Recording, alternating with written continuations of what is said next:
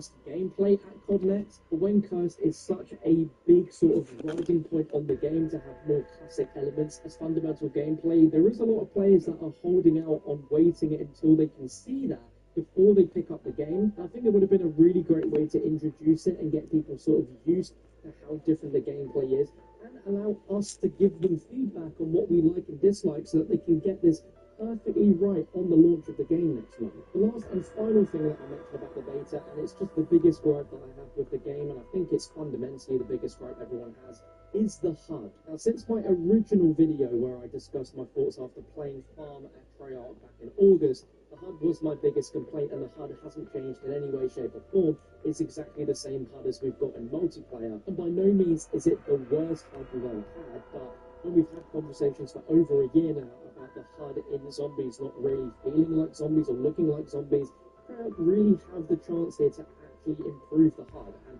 they have announced that there are going to be several HUD presets. They've leaked to be BO3 Shadows of Evil and BO3 Ether Maps, which are incredible. Let's not get it twisted here, that is fantastic. It's more like a band-aid that's been put on a wound instead of just actually dealing with the problem at hand. If the original default HUD was improved just to make it more zombified at its default, I think people would have no real gripes whatsoever and would really help with that initial sort of tone and immersion that people are looking for in modern zombies. Now, I know the arguments, you can turn off everything if you want to. You can turn off the health bars, the minimap, the compass, you can turn all that off. I understand that. But I don't think that players should Professor Croft indicated the sensible object is someday able to locate you. The evidence should help you find We went through hell to get that amulet. Like some permanent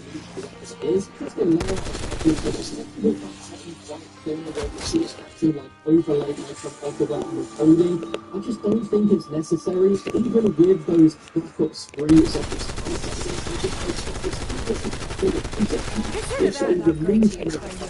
it's just it's an overlay on them rather than being resized and repositioned. What most of us are looking for being more simplified, but it actually looks like the game. What up, man? Can you hear me? Can you hear me? I really enjoyed my time in the Black Ops 7 zombies beta. I thought it was a very successful beta. There were so many people that jumped in and played it, especially together. Around 50 a lot of people feel more akin to a classic zombies experience than anything that you've had in Cold War or Black Ops 6. My only real gripes is with weapon damage, of course, like should have been on how much of a difference that makes the gameplay. Gripes with the point system, retreats potentially being needed with the salvage, but I was not quite sure, and a missed opportunity for cast mode to be in there as well. If you guys enjoyed this, if you did, be sure to let me know your thoughts. Leave some time because there will be tons more Black Ops 7 Zombies videos coming up on the channel. On the road to launch, we're going to the stuff that they're going to be dropping with new reveals, news, gameplay. I hope you to miss it, so be sure to check all of that. See you very soon. It's not just be the best weapon in Black Ops 7 Zombies. You can freeze for a second in the game and be able to one-shot the bears. You can the ultimate that's when the Black Ops 7 Zombies game releases. In this video, I'm going to show you the loadout and take it all the way up to round 41. I'll show you how this is the first Black Ops 7 Zombies.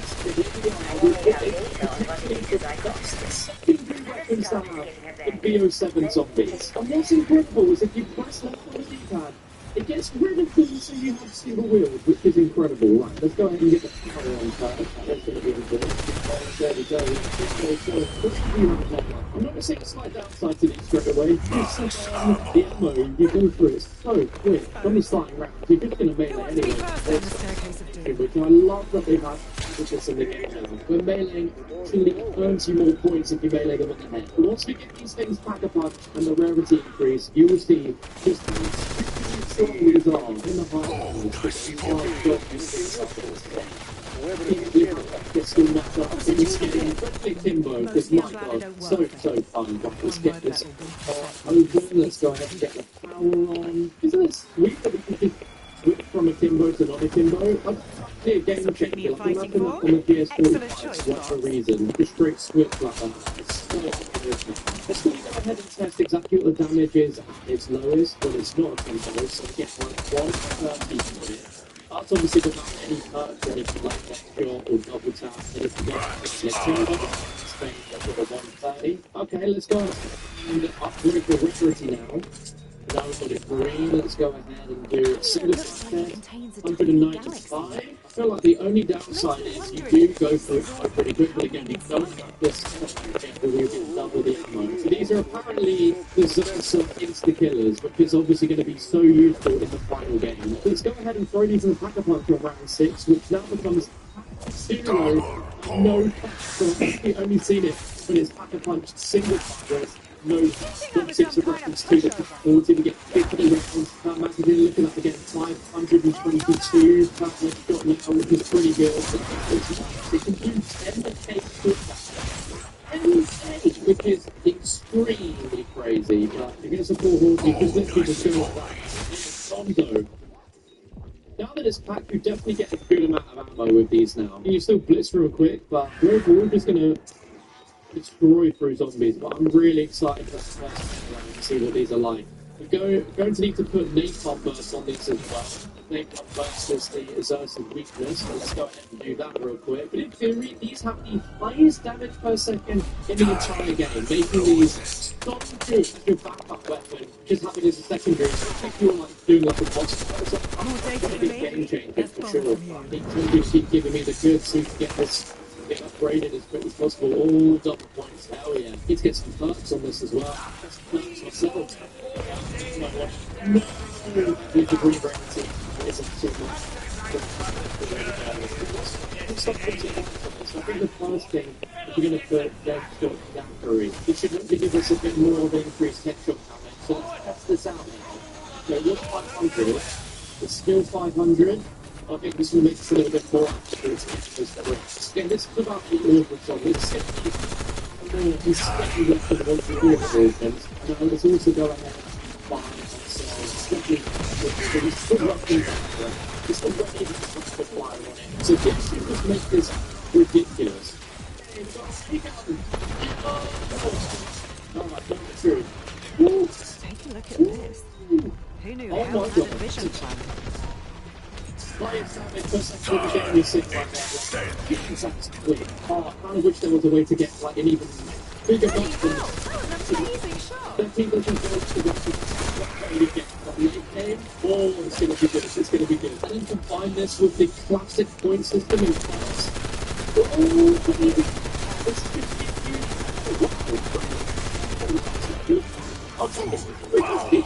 good. Oh yeah. So my favourite friend right now. This thing is just eating up ammo. It's probably the only downside to this. Right, pop up here. There we go. Let's go ahead and start this level of 60 yards. I think we're going to need against ravages. Let's see. It's just the limits. Speed code is also good. We buy. That's definitely going to be needed. Right? Speaking of, there we go. Speed cola. We might have a free perk. We're looking good right now. We're looking good. We're really close. It's a little funky, but a lot of the time you should be shooting really up close like this. Okay, round 14. We've got a good amount of salvage, so let's go ahead and get the rarity up all the way to purple. Oh, we're looking really good. And it's 1,140 inch print. I think this is a one. Pretty good. Pretty good. Let's see if we can get back to. Okay, the 20,000 points. Let's get this double pack. Let's see what the crit's saying. 2,300, which is pretty good. Yeah, it's going to be pretty good against but I know the first player test is not going to be fair. If we've got it double, this is going to be stupidly OP against it.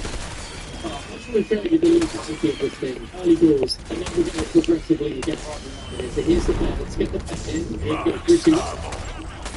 3, 2, 1. Look at those knuckles, baby. That was pretty nuts. I like to hope that this will be the best of all your future runs if you have this in your back pocket. Playing Ashes of the Damned, just have this there, and look, you just go. Right. Without doubt, one of the highest damage per second in the game there, by far. Like, look at the speed, the tenacity that that thing got taken down in. Right, well, I do need some more salvage. I need a lot more salvage, actually, if I have any hope of getting this thing all the way up to legendary. Come on, there we go, we've got my bowl, we've got another bear in. But we've got an insta-kill. Do we even dare? Just to see, for a joke, how quickly this goes down. Ready? 3, 2, 1. Oh, stop it. Fire it is something else. And a 3 bucks in one game. I think that's an absolute record for me. Alright, let's run and get some more salvage bits. Let's see if this thing is doing it. And it is still destroying. Obviously, you want to be able to head with these, get that lead speed. This is with no ordnance. We need to stress. This is without ordnance, where these things would be even brilliant. Like, can you imagine some of Ordnance and BO6 where non-crit does double damage? We get nearly 1,000 there, we could even have the first hits do criticals, so there's just a lot of potential with this. It's even a little bit more salvage, and we've got these things at the highest rarity. Come on, Funky, give me something good here. Give me another blue. Have a look at this. I don't think if you were stuck in a border, just you'd be good to go. This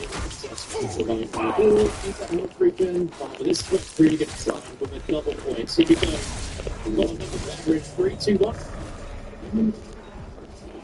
Oh my god. I'm sorry, I'm trying to crit it was 3,400, but I know that we can get a 10k crit on this boy. Let's see, we're full man, double points quickly. How quick do we wrap up this point? Pretty quick. It's like 3, 4,000 like that. Okay, we can finally get these things max stuff. You can get this there we go. 0 and no cap. Price limited to 2.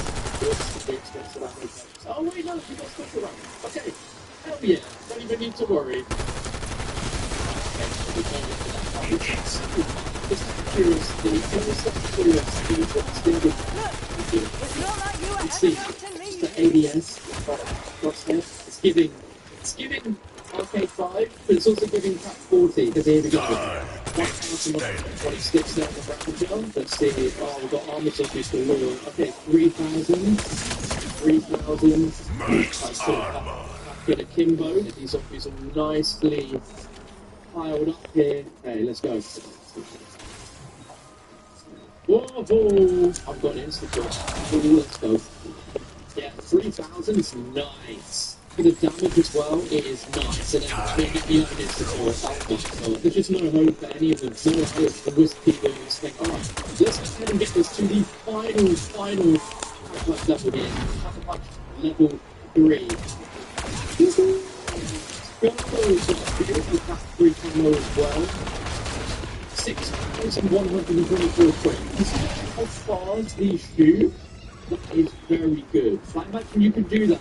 6,000 damage per crit, and you're shooting at like 120,000 damage a second. Like, that is insane. Here we go, Ravager.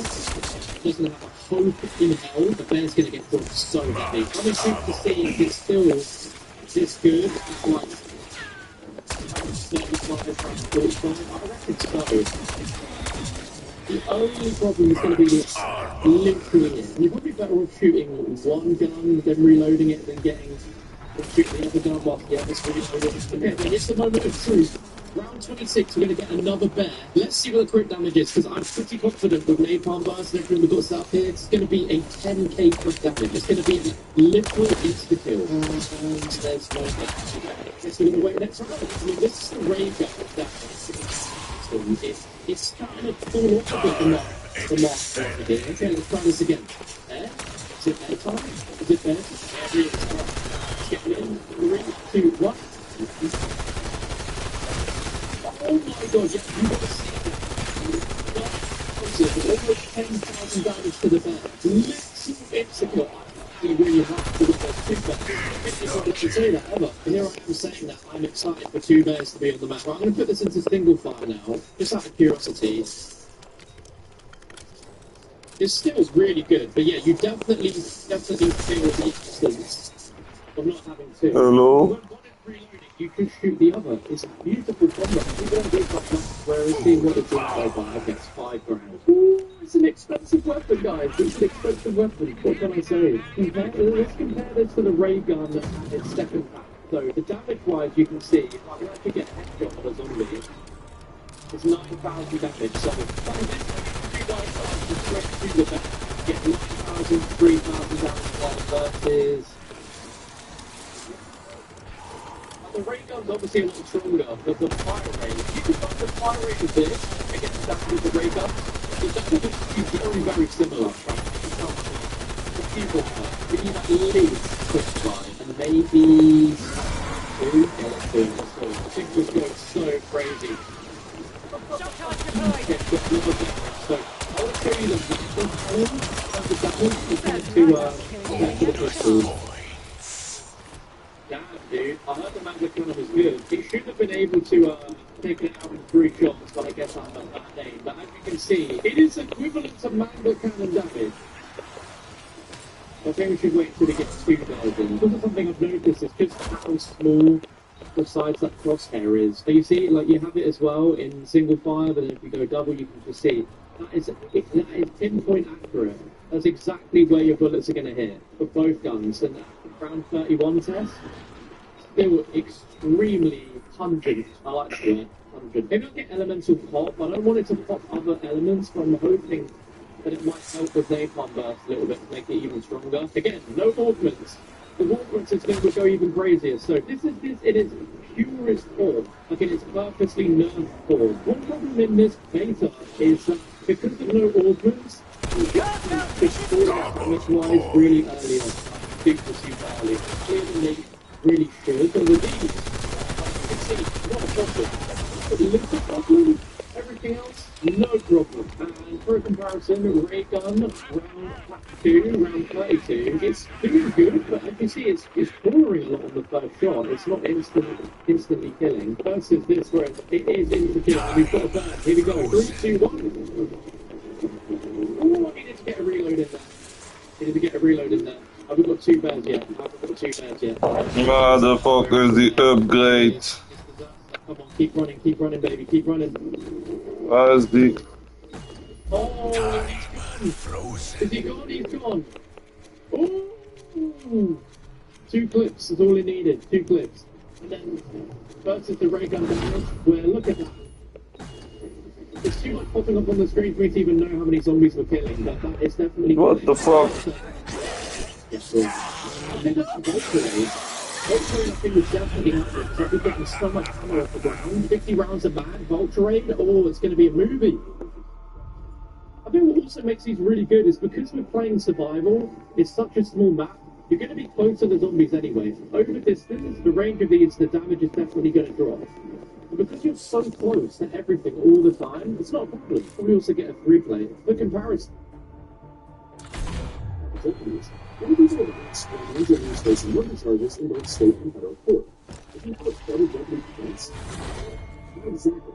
The idea behind double jeopardy is to protect individuals from being retried for the same offense after they've already been acquitted or convicted. It also prevents the government from using its vast resources to prosecute somebody first. So, getting the defense retrial and the appeal evidence of evidence after a trial that suggests a person should have been acquitted. There are exceptions to the double jeopardy rule. The one that applies here is known as dual sovereignty, and it means that if someone commits a crime that violates both state law and federal law, they can face prosecution under each system without violating the double jeopardy clause. On its face, it may seem unfair that a person could be acquitted of murder in one court but convicted by another. But the concept of dual sovereignty, the ability for the federal government to prosecute regardless of what happens in state court, became hugely important during the civil rights movement. In the Jim Crow South, prosecutors commonly refused to charge, and all-white juries commonly refused to convict defendants who murdered or brutalized black citizens and civil rights workers. The infamous 1955 acquittal of Emmett Till's killers is one example. The state trial was a sham, but without a federal hate crime statute or any other kind of jurisdiction took, The DOJ was powerless, but there were some cases starting in the 1960s where the Department of Justice had the will and the way. The most famous example is the Mississippi burning case of 1964. After three civil rights workers, James Chaney, Andrew Goodman, and Michael Schwerner, were murdered by the Klan, Mississippi refused to prosecute. The DOJ brought charges under federal civil rights laws, and after intervention by the U.S. Supreme Court, the federal government ultimately obtained convictions on 8 of the 18 defendants. So while dual sovereignty might sound like a loophole for prosecutors to get a second shot at conviction, historically it has been a lifeline in certain cases. There's another reason for both state and federal charges: to secure the death penalty. This famously happened with Terry Nichols, Timothy McVeigh's co-conspirator in the Oklahoma City bombing in 1995. Nichols was first prosecuted by the feds and convicted of a capital crime, but the jury deadlocked on whether to give the death penalty, ultimately resulting in a sentence of life without the possibility of parole. The state of Oklahoma then charged Nichols with capital murder in order to secure a death sentence. After finding Nichols guilty of 161 murder counts, that jury also deadlocked on the death penalty. But some critics argue that the dual sovereignty doctrine waters down the double jeopardy protection. New York State is one of the only states that has its own unique law addressing this. Under CPL Section 4020, which What up? What up? Can you hear me? New York State generally cannot prosecute you again. That means if you're tried federally or even in another state, New York usually bars its prosecutors from taking a second swing. New York gives criminal defendants more protection than the baseline. But the New York statute only kicks in once jeopardy is attached. That means a conviction, acquittal, or the jury has been sworn in another jurisdiction. At the moment, Mangione hasn't been tried federally, but DOJ's case may take years to get to trial. That means New York's case isn't barred yet. Because of federal trial, the defense of every federal mention is premature, so what does this mean for New York? In practice, if those trials take place, Чувал хуя. weapons charges, Хуя. the court case can stay with failure because federal prosecutors are not bound by the New York rule. Is Mangione going to get the death penalty in federal court? No one can predict the future. Maybe federal prosecutors face a battle. There's very little about this case that differentiates it from any premeditated murder. Maxis And isn't coming back otherwise yet. is very has a thing from history. Bond's characterization of it as being violence actually true to some extent. I would expect that characterization to have much impact on the jury taking the Southern Deep down, District. I always knew. The Oklahoma juries got the horrendous Oklahoma City bombing. As a jury from the Southern District of New York really going to give the death penalty to the murder of the same man. Mangiane's case shows what can happen when prosecutors push the defendants of the state jury. Sorry, been a bit trigger happy. The Hudson's case is the statutory definition of aggravated murder. Now, just see how labels as terrorist or just see ways of use. Storage is the same facts, but different. It's particularly interesting to see how media is talking about guns. Over 450 sources quoted with 28% of the reporting coming from the left, 25% coming from the right, and 47% from the center.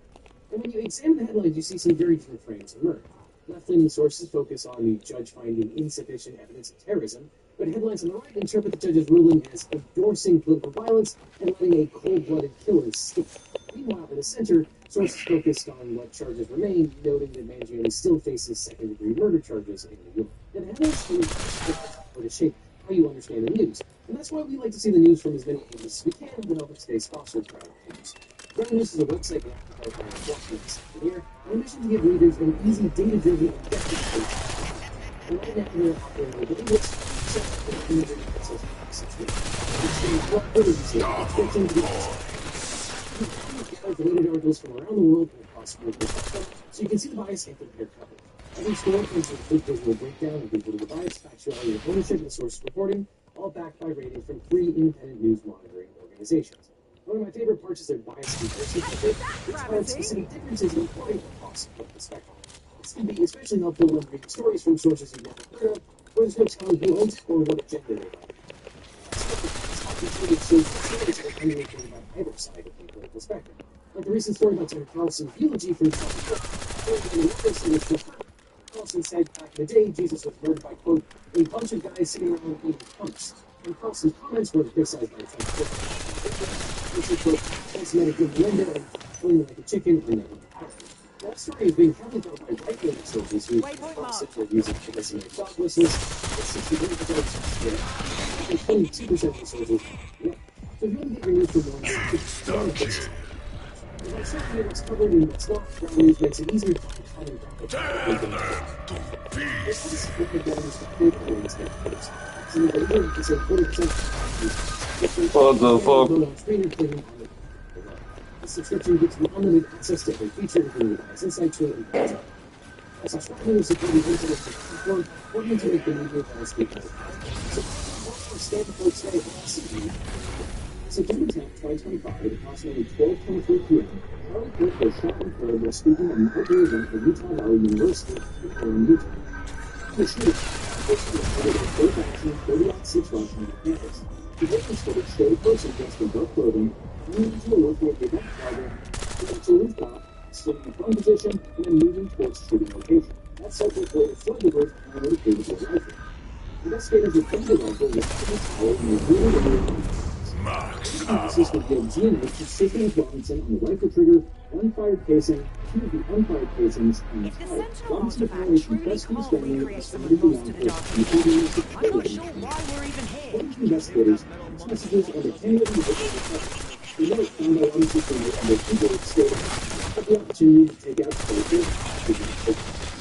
exchange between Robinson and his roommate included the admissions that Robinson was responsible for shooting regarding the rifle, which believed to hit secret police messages that were speaking to police.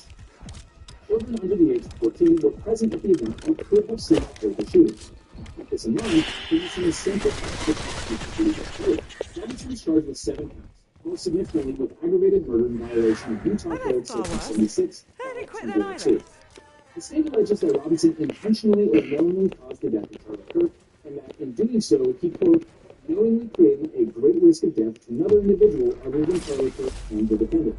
Aggravated murder is a capital crime, meaning the death penalty is a possible punishment. The murder charge includes a victim targeting enhancement that Robinson intentionally selected Charlie Kirk because of Robinson's belief or perception regarding Kirk's political expression. It's also alleged that, as to count 1, the shooting allegedly occurred in the presence of a child under 14 who sought to avoid the homicide. This is also an aggravated factor. Robinson was also charged with felony discharge of a firearm causing serious bodily injury with the same offense. Finally, he was charged with tampering with the witness for telling his roommates they would be committed. I don't like mind games, hence the brain removal. Counts of obstruction of justice, the most serious charge of aggravated murder was the only possible crime in the state of Utah, meaning it's time to provide the weapon. Under Utah law, aggravated murder is a form of criminal offense defined in Utah Code Section 76, 2. To convict under that statute, the state must first prove the defendant intentionally or knowingly caused the death of another person. If premeditation or lying in wait isn't sufficient to turn the court into an individual. Prosecutors must also prove one or more aggravating circumstances described in Section 76.5202 sub 2. Utah statute identifies multiple alternative aggravating circumstances. Robinson is charged with just one. Quote, knowingly created a great risk of death to another individual other than the deceased individual and the actor. Even a single homicide can qualify as aggravated murder and thus eligible for the death penalty if the killing puts another person at significant risk of death, not just the intended victim. It shot Kirk from 160 yards away while Kirk is in a huge fire. What's harder to get risk of death, right? I mean, it seems fairly obvious.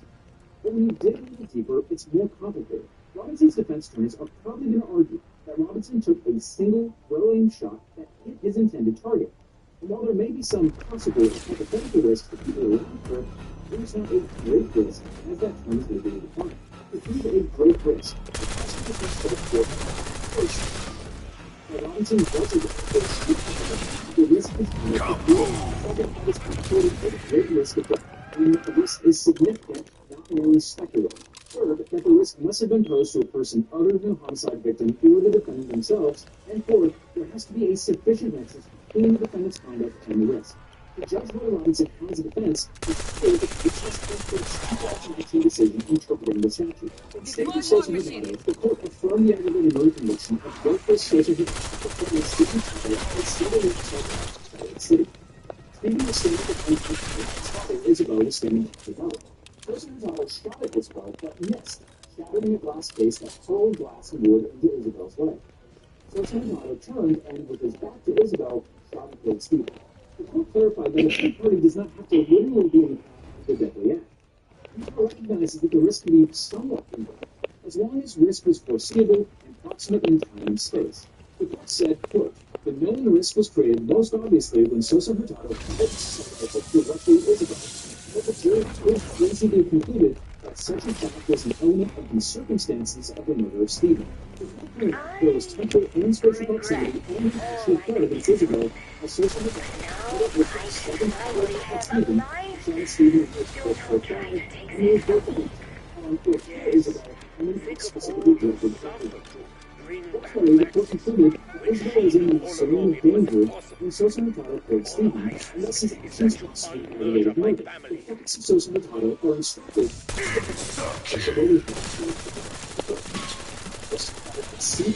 Did you think I tried to cut you under a glass?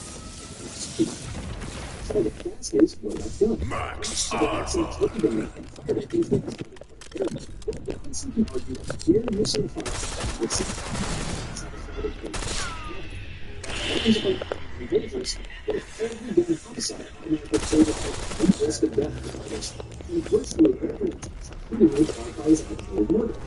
In interpretation, arguably collapses the statutory distinction of ordinary murder and heavy murder. There's the court says overbreak by requiring only the possibility of risk. There's Hurtado that the risk must be more than just speculative. The state has not alleged that by strictly obstructing Robinson fired indiscriminately into a crowd. It was a spectacle. He had his sights set on the fires into the room and the was more shooting than others hit. Also, the closer there was a probability of great risk of death. Scary. There's legitimately exploit someone other than purpose that has been killed, but the defense and prosecution have translated ideas about whether the risk would be or injury. Spatial and temporal proximity to action is not. The proximity is too far away, where there is no realistic risk of the topic. Then, we can propose to great risk. Personal that underscores proximity in space and time, and that whatever risk is sufficiently close to pursue it. Put the resume in the room for the scope rifle. You can argue that no vaccines from the group one fire, you took a single relevant shot as target. And a stray bullet struck the individual. If someone had been hurt, they would have been forced. Theories will say you can't convict someone of his murder because of what might have happened, or because guns are inherently dangerous. Leading is doing what they do. I think people have a vested interest in the director's call. It's the reason we make sure that people risk.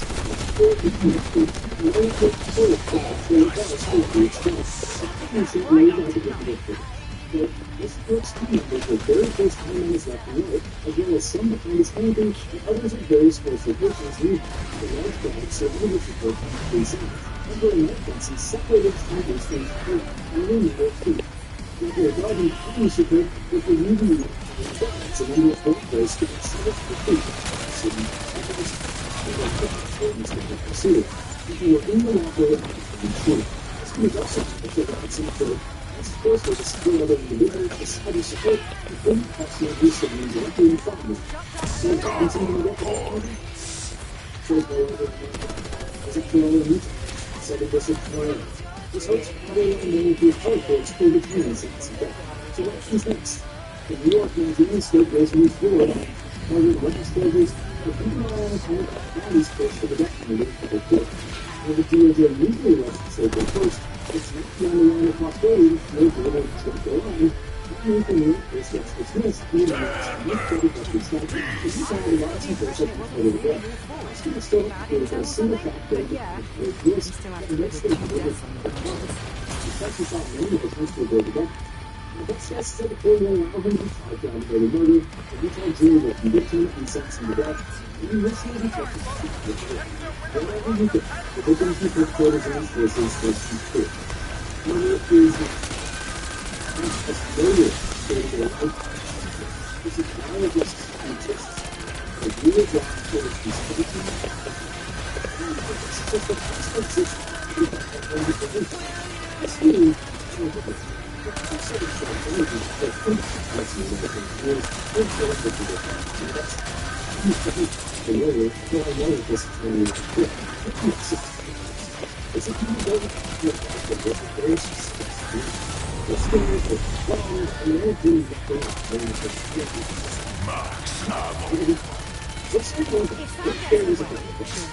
building that, and actually Really look have at the power. values So that's why put am I not this more way. terrified of It's the accessibility. It's an accessible building. I think when you plan on the front, even though it's a good thing, you think it's a nice figure. The key is we're trying to fix that. It's so systemic. It's what we're doing. And I see it.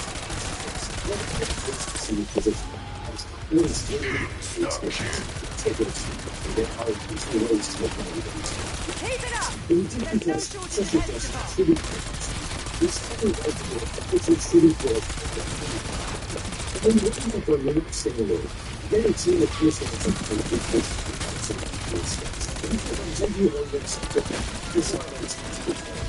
Max Armor.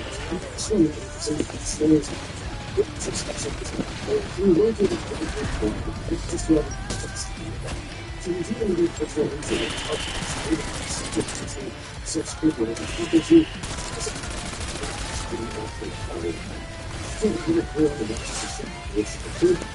you make sure that when you need them to help, you have someone to speak to. So it's not really a case where you're incredible change in parking group, you get the same person's intensity in each and every thing. And you're dealing with the issue and you're not sure yourself. I get it. That poor boy and his mum deserve a second chance. As to you. It's the end of the it's right, you're getting it. It's for me, it's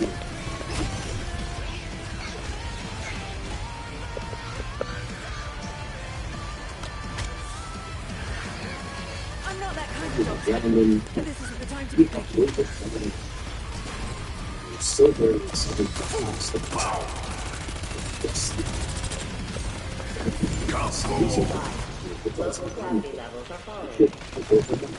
And in this series, for games while I am streaming, and then Feels I like to all get a my state troubles of have ratings melted and just away. we will If only. be returning to regular scheduled Destiny Hero episodes and try to upload a couple of troopers. I'd say I was sorry, but I'm not. I think I have enough. I'll get to that's actually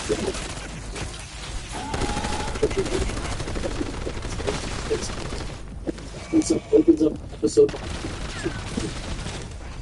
I've read enough mission reports from the old days. This is just getting started, isn't it? Not that you have to know that, if you really want to contribute. E6, the idea is to bring out the Dark Star Bishop and the normal Pacific Force 6 of the how did that happen? I mean, this is a terrible move. Already, what are we doing? Why did we go here? You can actually make that person. You know, TV5 with 96, maybe just developing normal stuff. You can't put all of the ones on the right squares. Just when you're crossing up the windows. Like 9TV5 is straight up, it just wins, because you just put them on. That's like getting these set. Okay, but just developing, like the Ruben Dark, and I understand. That should be something. So, okay. So you've walked through the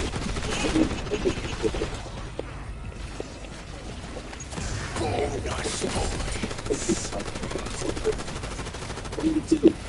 Look at looks. Nice to meet you, nice and Max Armor.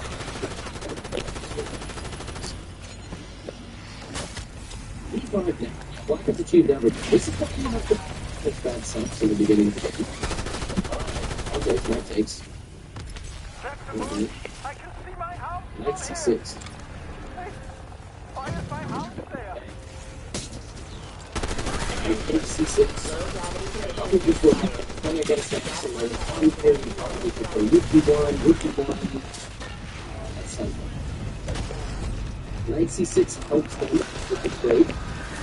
Okay, let's not do that. Let's help them with the phone structure. I understand, Monkey. I'm a bit wound up myself. Let's take 6 next to loads. Do I have to give you the "we've come too far" speech? 6.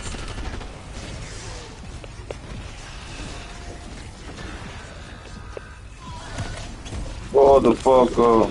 We do that in the It basically is losing because you're using the blue to defend the bushel, but the blue is also defending that bushel. And if black takes the bushel, it has to the queen, it has to take that because otherwise it is your queen and so black will stop defending the bushel. So if you have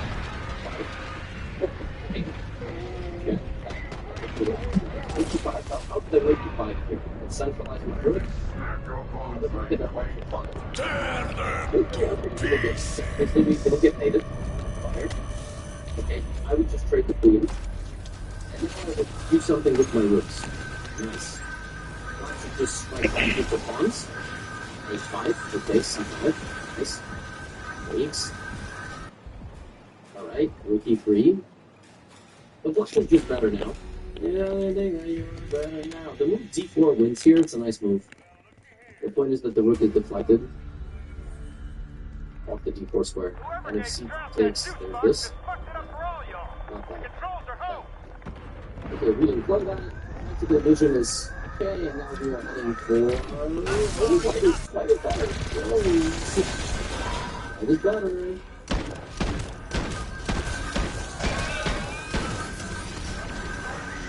He's better. Yeah, it's just evil.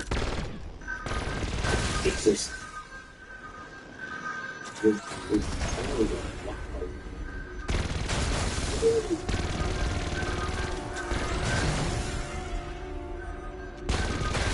Okay, it's been a minute. I'm a little bit rusty. But I don't feel like this is a 3-digit thing. Is wel een goeie. I think black Goeie. all. But somehow. Oh, this is the only thing that is. I guess. What was the topic was? Yeah, folks, you can't play this. I mean, you can't play this silly fuck opening chess. I know you improvise. That's not. Ja, je boel. I said it very question ago that you reinvented the wheel. I'm going to play the Sicilian White. That was so disrespectful. It's so disrespectful. You know? Like, the people that want to play, alright, the Sicilian, you got to learn from the people. The people play! People do! Okay. So, Forget it. after that, yeah, there was some trading. Bishop c2, like, not seeing bishop h6. Yeah. And then it was normal. I don't even know there was another blunder. And it was, well, yeah, basic, the same as 1250. I do feel like it was like 1250 vibes. You know, I just feel like pretty solid, not the best of tactics. Just a solid, hard-fought battle between two intermediate players. I think it's like 1250, 1300. I think it's. I mean, I don't think that this is a 3-digit game. On the street, and where secrets are thought to be small, ordinary things. But behind the doors of one red-haired farmhouse, the darkness is restless. And the house seemed quiet, even violence. Life and obsessions too grotesque for the imagination. And when the truth finally surfaced, it shocked not only a town, but the entire nation. Crime, conspiracy, cults, serial killers, and murder. All things that I love to consume, and I know you do too. So just beautiful, intellectually minded. Let's switch it up a little bit. But yes, today we are talking about the infamous Ed Gein. He's inspired many different shows, movies, even music. And how did he come to be one of the most infamous killers of all time? So without further ado, let's unbuckle our seatbelts, go modified, and then highway slam on the brakes, and bust through this windshield into this infamous killer together.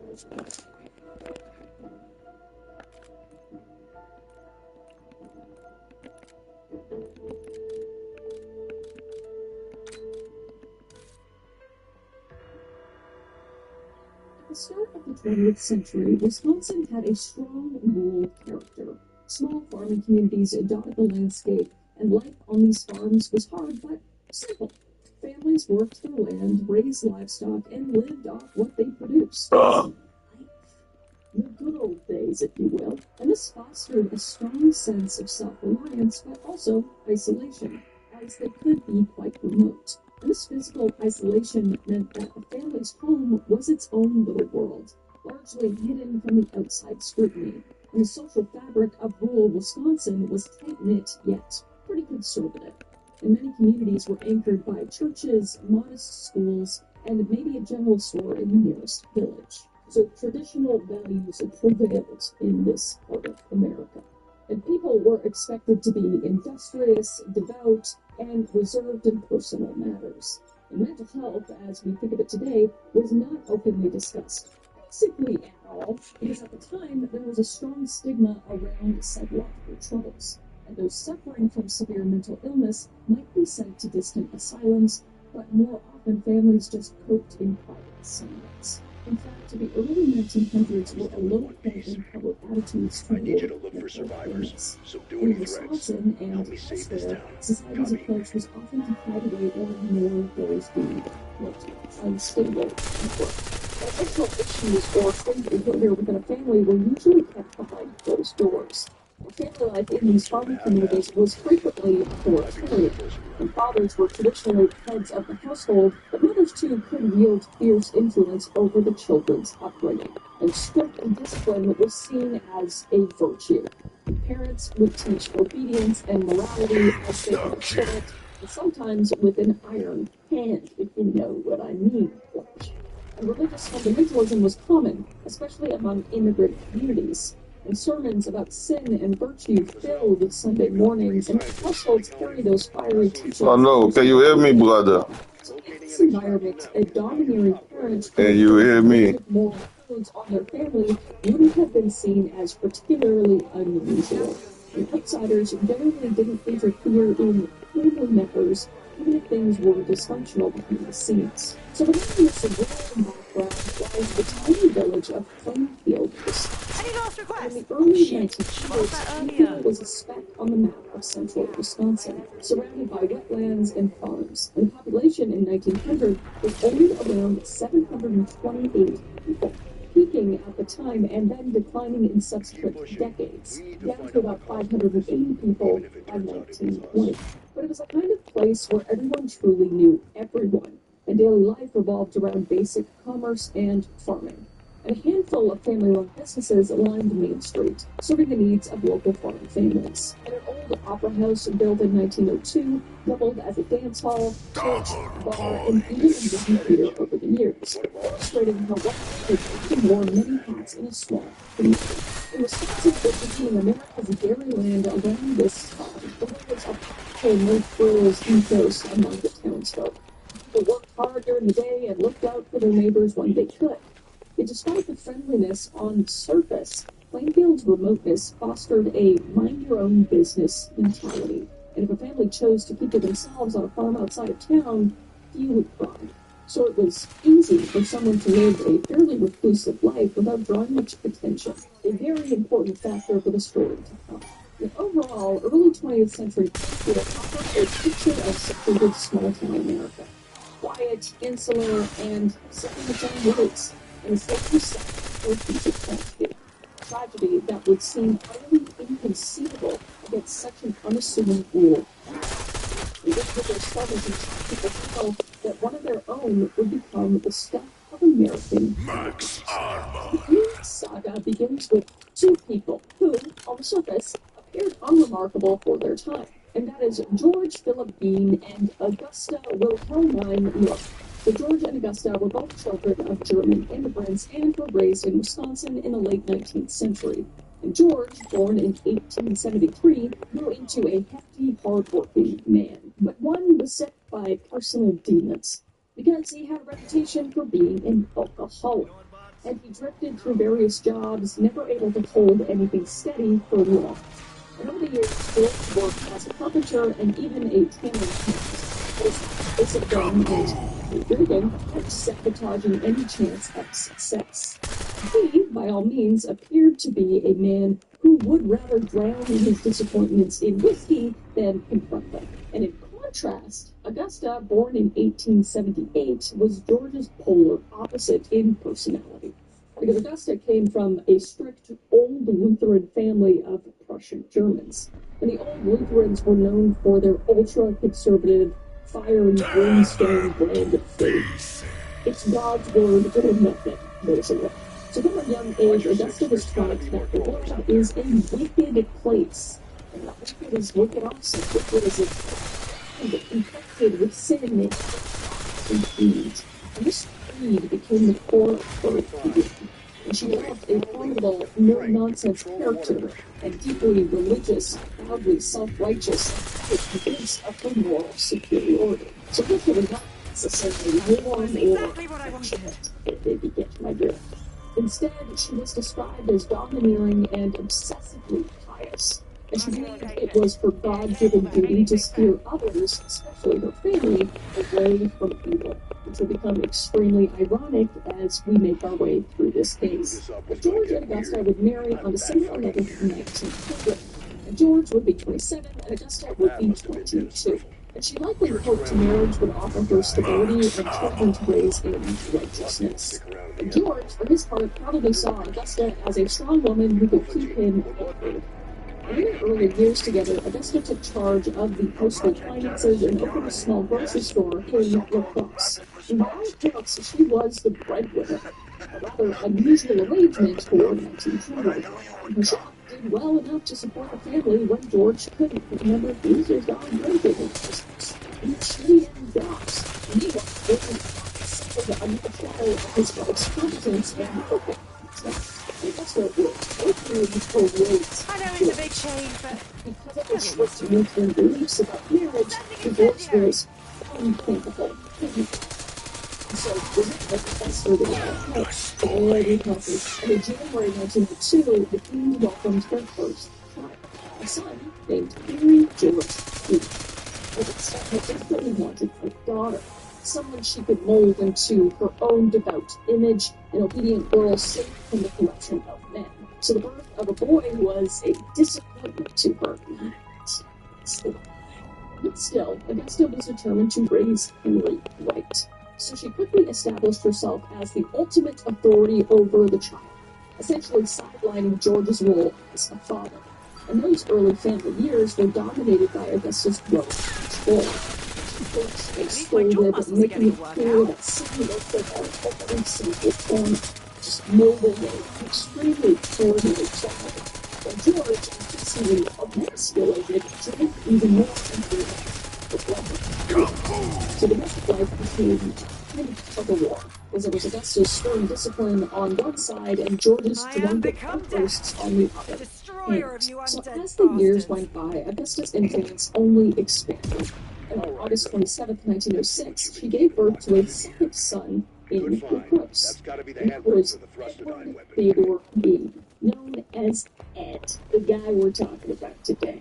And this child, too, was not a girl. Oh, 2 strikes, and she's pissed. So, she couldn't have a daughter. Augusta resolved that her sons would be pure at all costs. But the mother of the born Augusta was wrong. The movie also reveals the study was out. So she would tolerate any dissent from door to divorce. Augusta was queen bitch of this house. So a certain jealous routine was established in this household. Because as the children were tended to their parents, and instead of little attached to the souls. The children just fixed with evil with Augusta's opinion. So every afternoon she sits out to read the Bible to her sons, often selecting fire and brimstone verses from the Old Testament or Revelation of the most. it's important to maintain a positive attitude, even when you're in agony. That's right, man. That shit is crazy. All right. I got it read to me as a kid. It's the stuff of nightmares. Highly recommend New Testament, a little lighter. But she drilled into Henry and little Ed that the world outside was filthy and a immoral place. And in Augusta's eyes, nearly all women, herself accepted, were harlots and instruments of the devil, out to seduce and destroy men. So, just fast forward on basically just like okay, with moms that just like never want their boys to like have a girlfriend or wife or whatever. Really weird. Anyway, so drinking alcohol was a damnable sin. Intercourse was evil, and only total obedience to God and to Augusta as God's emissary could save her family from hellfire. So within this terrible atmosphere, David was secretly to Americans, but so scorn for her husband was never concealed. And like we said, she openly berated him as a useless drunk who was headed for and just to change his situation, George mostly slunk into the background, nursing his bottle whiskey. And when he did get involved with the boys, it was usually in anger.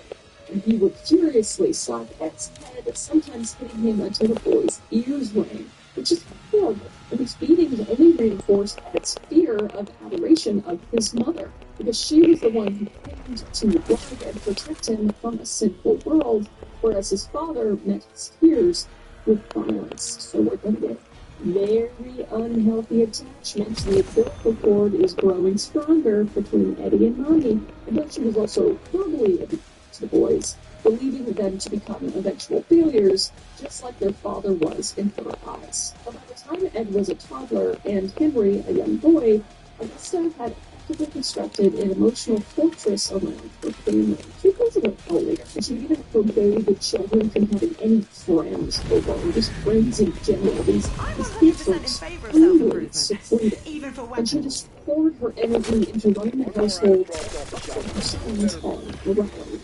And in public, Augusta was pretty respectable. Hard-working server and farmer. And others in the class might have found her rigid and holier than thou, but nothing about the Dean's early years drew serious concern. So remember, everybody just kept to themselves and that's their problem. You know, she's a bit crazy, but she's hard-working. It doesn't really turn their heads. Doris,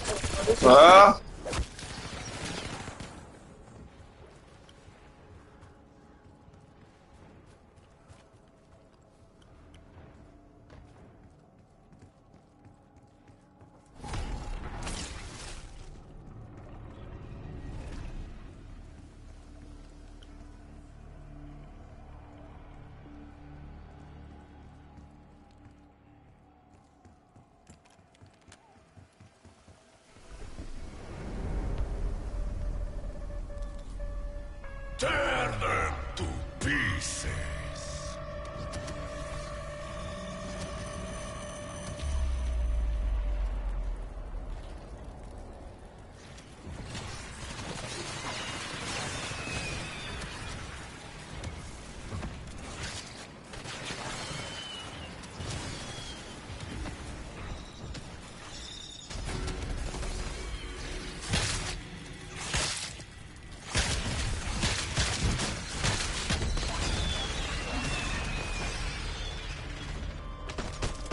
The idea of romance or any sort of terrifying and repulsive to him. And instead, Ed focused on being the universe, working hard chores and trying, often futilely, to earn a kind word from his mother.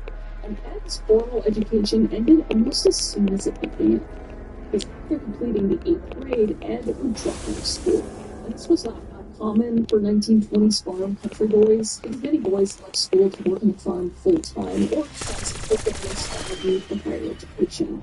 And in Ed's case, he had only ever attended a tiny rural school, and high school was likely out of the reach logistically. So by his mid-teens, Ed was essentially confined to the family farm 24/7, building 15 trips to Cornfield for sidewalks. So he continued to read guns on his own, maintaining a basic literacy, but any chance of the social development was completely cut off. So Ed was truly just devoted to his hobby to an excessive degree. And sometime in their early lives, Augusta made her sons swear an oath to remain virgins until death. That's a big ass, you know, it's a lot. And she warned Henry and Ed that any intercourse was a ticket to eternal damnation, and losing their chastity would make them no better than their despised father in her eyes. And she did pass. And incredibly, both boys, likely under coercion by their formidable mother, pledged to obey. And Ed took this vow very, very seriously, further contributing to how he never pursued any romantic relationship in his life. And such was Augusta's power over her son's psyche. So by the end of Ed's school years, the family dynamics had settled into a grim routine. Augusta's word was truly law. Henry and Ed labored on the farm under her direction, and George spent most of the time drunk and bitter on the streets. So after interview, almost no Wherever they went, it has to be better than what I did. Augustus. He did not think for himself. Outside there lay a world full of sin that all women, aside from Augusta, of course, were degraded creatures, and that he must remain to be lost justice. Yet upon its complaints, the life urges and confusion were bubbling, because he was a teenager experiencing natural curiosities, but every impulse was met with shame and repression. So this inner turmoil went unnoticed and unaddressed. To the townsfolk of Springfield, Ed was mostly invisible during these years. Who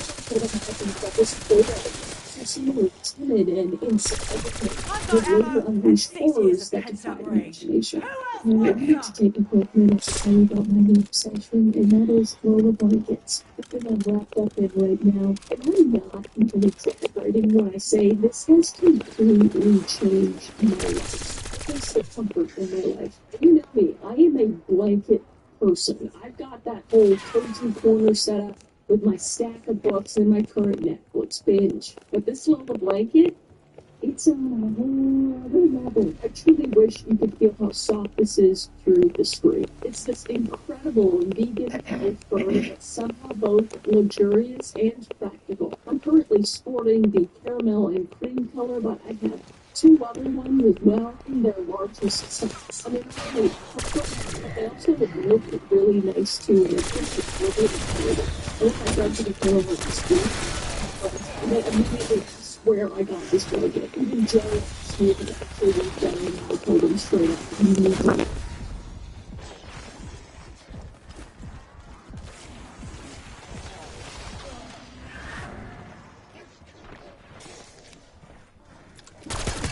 Tougher than a rhino's hide, and twice as headstrong.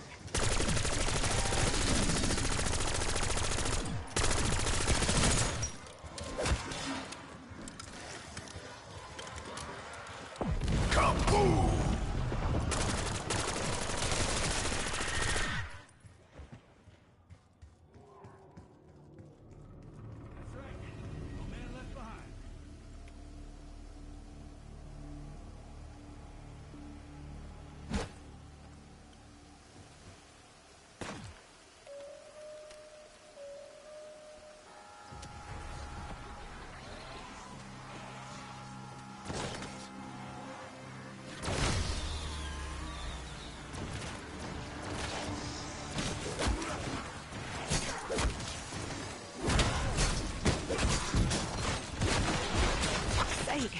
Someone get me back in the fight!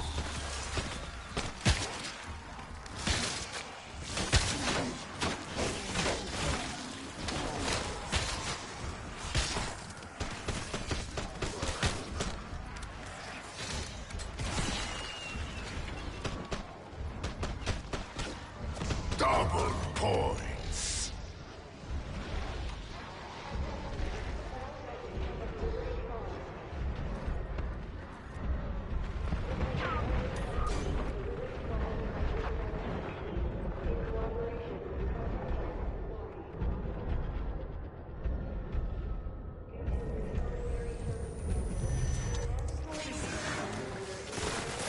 Talk about perfect timing.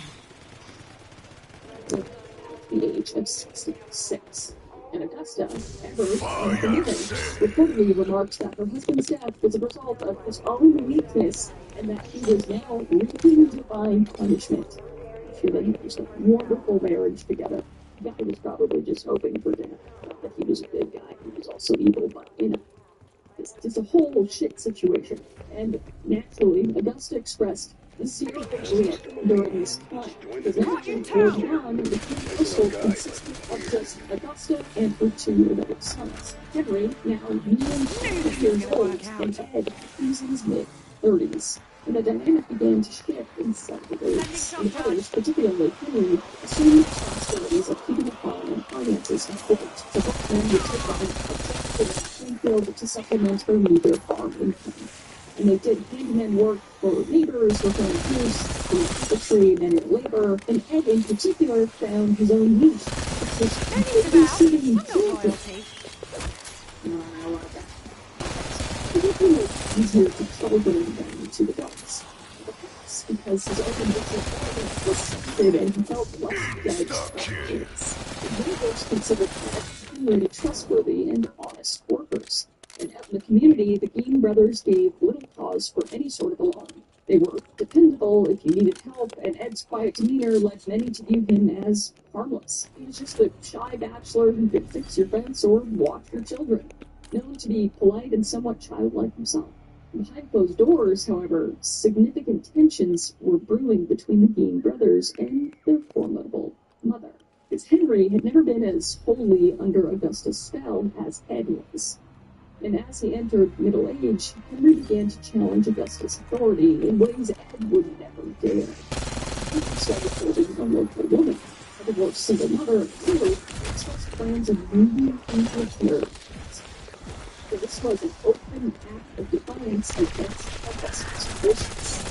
She was sitting as a divorced woman that was typically a big sin, as if she didn't already see women in general was described with horrible comforts. And what's more is Henry had the audacity to criticize Augusta in front of Ed.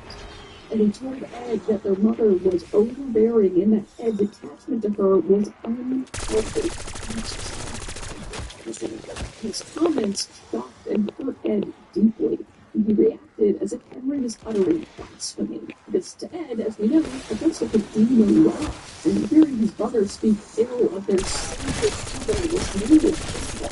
So the relationship between the brothers started to fray, and Henry's independence for just started to grow, while remained ever beautiful. By the time he reached his 20s, he was father to his divorced mother with his one growing resentment. And he saw Augusta as a toxic influence, and he worried aloud about what would become of Ed when something would happen to their mother. And Henry allegedly confided to friends that he was concerned for Ed's mental state, given how obsessed Ed was with Augusta. And this concern turned out to be a tragic foresight. Because on May 16, 1944, a mysterious incident occurred in Edward Lloyd's place in the brothers was an early rush on the property of the team tasked with clearing Mark's vegetation. The fire would blaze out of control and drew the attention of the Plainfield Volunteer Fire Department. And after firefighters doused the flames, Henry was nowhere to be found. And Ed claimed that he had lost sight of Henry in confusion. The search party went out that night and found Henry's dead body lying face down. And Henry was 43 years old at the time. The first entrance of he might come to heart failure while fighting the fire, as there was no significant burn on his body. The medical coroner listed asphyxiation through smoke as an and authorities accepted it as just a tragic death. However, some details didn't. Because according to one biographer, Henry's corpse had bruises on the head that suggested he may have been struck. No autopsy was performed, and given Ed's reputation as a simple, good-natured soul, police didn't investigate further. And it wasn't until years later, after Ed's crimes came to light, that people looked back and wondered, did Henry kill his own brother? Was this a for a revenge born out of Ed's devotion to Augusta and Henry's descent? One criminologist later called it the Cain and Abel aspect of the case. You gotta go back to the Old Testament to read that one, folks. But for those of you who don't know, it implied that Ed removed Henry to have their mother all to himself. Ooh. Have we While we'll never know for sure, the circumstances remain suspicious to say the least. At the very least, Henry's death conveniently silenced the only person who openly challenged Augustus' dominance. So with Henry now gone, Ed Gein was now alone with Augusta, and he was in his late 30s, yet in many ways still a child under his mother's thumb. And the traumatic events of 1944 only intensified Ed's dependence, and shortly after Henry's death, Augustus suffered a paralyzing stroke, and the domineering patriarch was suddenly left very weak and partially incapacitated, and Ed responded with unwavering execution. He waited on his aged mother in thought. All the resentment he might have harbored over her was buried in almost panic devotion. He rarely left her side. To the outside, as he appeared to be the ideal beautiful city, sacrificing his own life to fix his invalid mother. And for a brief period, it seemed Augusta appreciated his loyalty, but instead was actually wanting to seize him as a hero. An incident late in 1945 illustrated that her fiery judgments remained intact. The end of the a man named Smith to Boston Straw. And while they were there, Smith brutally dogged to death in front of Augusta and Ed. So Augusta witnessed this horrifying act, but what upset her far more was something else. And that was a woman came out of Smith's house during the commotion. And Augusta realized this woman was Smith's girlfriend, so they were living together, unmarried, and this meant this was Smith's harlot, as Augusta would spit out. And she was livid, not about the horrific animal cruelty, but about the immorality of an unwed woman being present in a man's home. And she had a stroke soon afterwards, so her health went into rapid decline after that, as if her body could no longer sustain the fury and righteousness burning his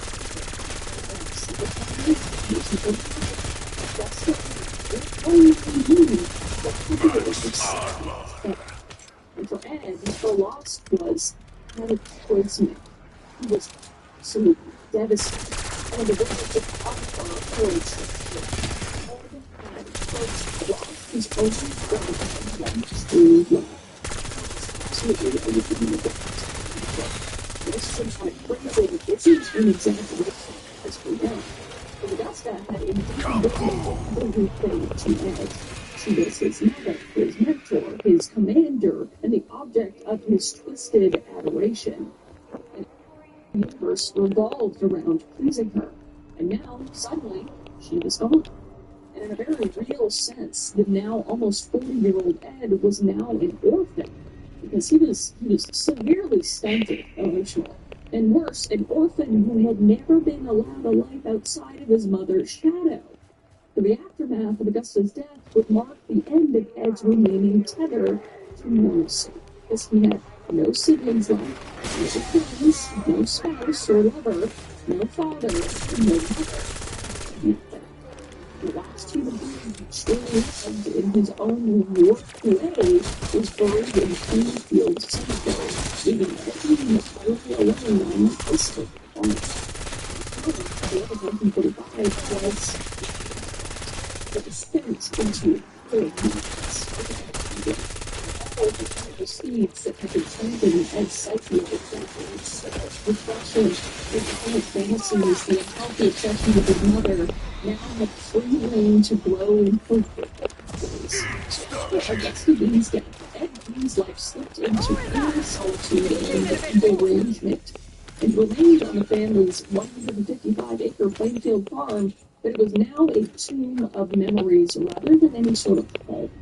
And in an act of preservation, Ed boarded up every area of the farmhouse that his mother had used, including the entire upstairs, the parlor, and the living room, sealing them off like the weird stuff. And he left these rooms completely broken in time with her furnishings getting impressed. And the Honestly, you're better off. Your face was your worst feature. Doors, while the rest of the house just fell into squalor. He himself moved into a small bedroom adjacent to the kitchen and basically lived in chaos amidst filth and junk. fleeing or caring for the house beyond his mother's sacred spaces. The reporting side of the occasional flowers was more. In the beginning of 1951, he even received a small government farm subsidy as part of a soil conservation program, and helped him get out of the but he continued working as a handyman for neighbors and on book crews when needed. And he also sold an 80-acre parcel of land that Henry had owned somewhere between 1946 and 1956. So outwardly, Ed's routine might have seemed somewhat normal for a reclusive bachelor, but internally, something had broken. With no Augusta to supervise or restrain him, Ed's mind wandered down dark and unthinkable paths. And this is when he became an avid consumer of pulp magazines and cheap adventure books, even more so than he was as a teen. And it wasn't the same content, because this was primarily fixated with stories that fell years of curiosities. Tales of cannibalism, headhunters, and the German death atrocities. I don't know if I can say that word without YouTube getting freaked out, but you know what I'm talking about, okay? And one of his known interests was the case of Ilse